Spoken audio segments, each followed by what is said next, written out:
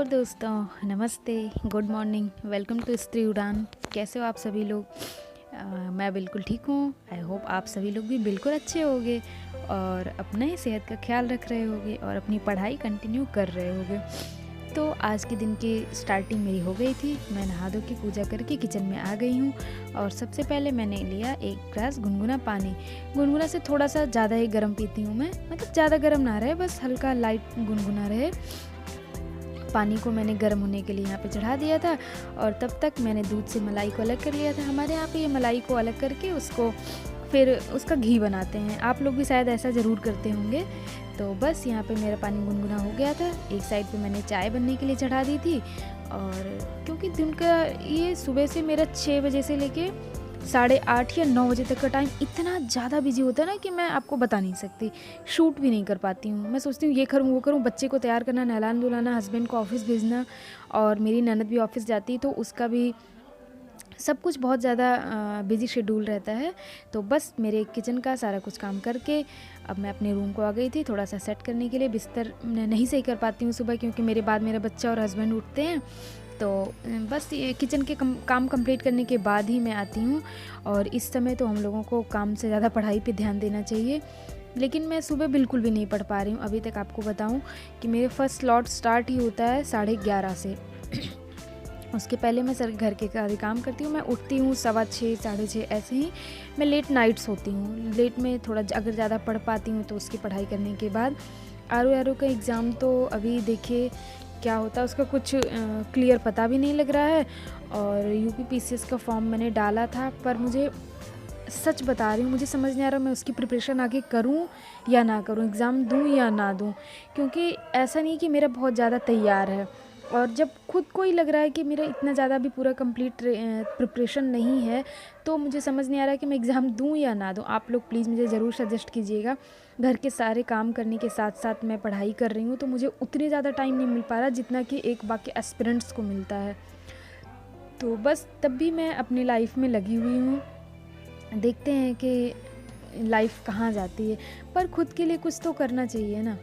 तो बस मैं भी इसी के चक्कर में लगी पड़ी रहती हूँ। घर के सारे काम देखती हूँ, अपना बच्चा और इस समय पढ़ाई का अगर मैं सुबह पता नहीं क्यों उठ ही नहीं पाती हूँ बिल्कुल भी।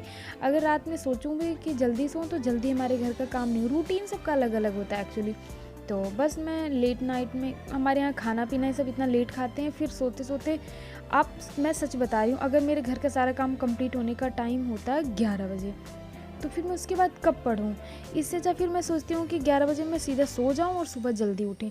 पर सुबह जल्दी उठने की मेरी कभी आदत हो ही नहीं पाई। पर वही है ना कि अगर कुछ करना है तो कुछ खोना भी पड़ेगा।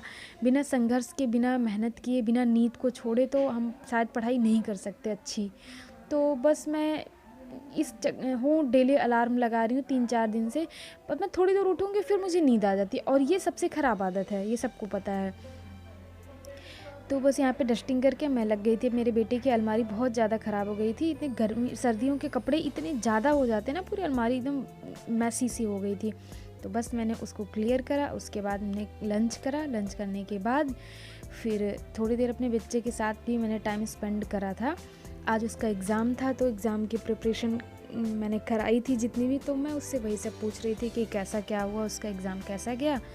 तो बस उसके बाद मैं अपने बाकी के काम भी, छोटे मोटे काम कभी ख़त्म नहीं होंगे। और काम ऐसे होते हैं कि कोई ये नहीं कहता कि हाँ तुमने काम करा है, ये कोई काम है, जिनकी काम में गिनती ही नहीं होती, ऐसे होते हैं वो काम। तो बस यही सब देखने के साथ साथ मैंने सोच भी रही थी कि मैं अपनी पढ़ाई का क्या करूं। मैंने सोचा कि मेरे पास 30 मिनट हैं अभी, तो आधे घंटे में मैं पढ़ाई में भी उतना ज़्यादा नहीं कर पाती।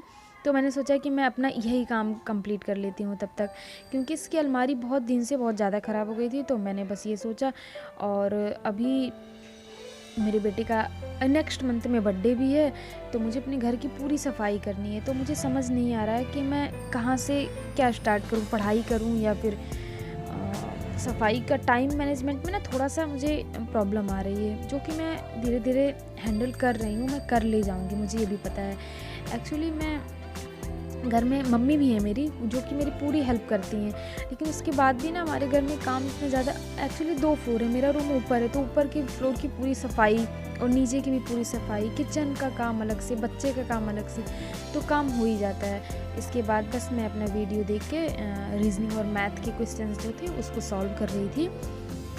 वहाँ से मैंने कुछ तो नए क्वेश्चन सीखे हैं, कुछ ऐसे थे कि जो बहुत ही ईजी थे, जो मुझे आ रहे थे, और कुछ ऐसे थे जो मुझे बिल्कुल भी नहीं आ रहे थे, मैं उनको बिल्कुल सॉल्व भी नहीं कर पा रही थी। पर जब सर ने बताया तो मुझे बिल्कुल ईजी से समझ में आ गया। पर वही है कि रीजनिंग में जितने ज़्यादा लॉजिक होते हैं, आपको अलग अलग तरीके से सोचना पड़ेगा कि इसको ऐसे भी कर सकते हैं, ऐसे भी कर सकते हैं, या ऐसे कर सकते हैं। तो ये वही सब कहते हैं ना कि प्रैक्टिस प्रैक्टिस प्रैक्टिस, तो प्रैक्टिस आप जितनी करेंगे उतना ही आपके लिए अच्छा होगा।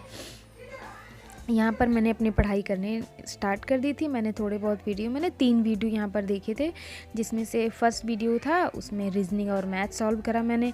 उसके थोड़ी देर के बाद मैंने अब देखा था जीएस की एक वीडियो देखी थी। उसमें अभी मुझे ये भी लग रहा है कि अगर आरओ का री एग्ज़ाम होता है तो फिर उसके लिए भी पढ़ाई और कर लेनी चाहिए, क्योंकि एग्ज़ाम फिर से होगा तो हम फिर से अगर बीच में भूल भी जाते हैं, बीच बीच में ऐसा भी होता है। तो बस इसी के साथ आज की पढ़ाई यहीं पर तक मैंने करी। उसके बाद शाम को 5 बज गए, शाम के 5 बजे के बाद मैं उठी, और बस मिलते हैं कल के नए ब्लॉग में। अभी मैं प्रॉपर वीडियो अपनी अपलोड नहीं कर पा रही हूँ, क्योंकि मैं रिकॉर्डिंग नहीं कर पा रही हूँ। मैं धीरे धीरे यूज़ टू हो जाऊँगी, तो उसके साथ साथ आपको पूरा day routine, full day routine दूँगी।